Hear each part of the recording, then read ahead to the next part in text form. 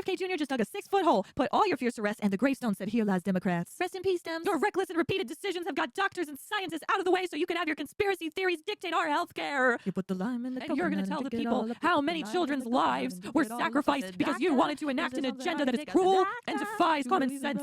Do I get a reply or no?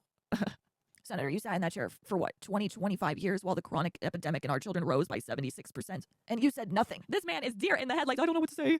What do I say to the scary man? Do you believe C-19? We have a C-19 was politicized? Yeah, the whole process was politicized.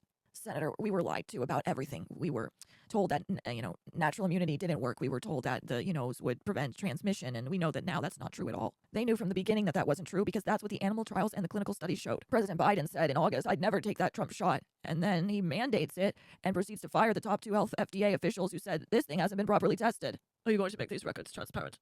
All the evidence is transparent. We make it transparent in advance for the American people so that they can see it. All the evidence is transparent, and you never cared about transparency when you let these pharmaceutical companies grab people and test their products on them with no safety measures in place. You can characterize it any way that you want. What I said that day was accurate. What you said were lies. Senator, are you saying that mRNA has never been seen to cause myocarditis and pericarditis in teenagers? What I'm trying to say is that what you're trying to tell us? Blah blah blah blah blah blah blah blah blah blah blah blah blah blah blah blah blah blah. You're evading the question. Blah blah blah blah blah blah blah blah blah. You're evading that question.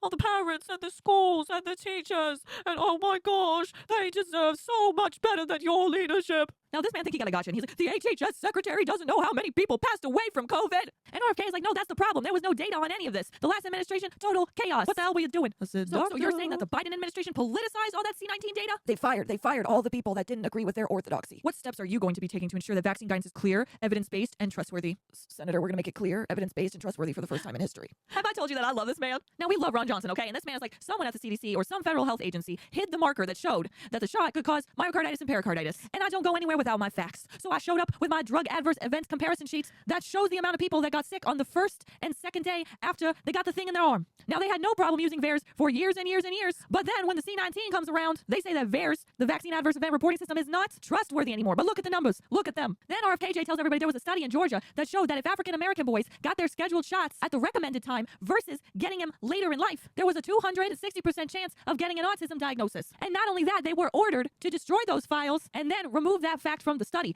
I wonder why they would do that. Could it be for money?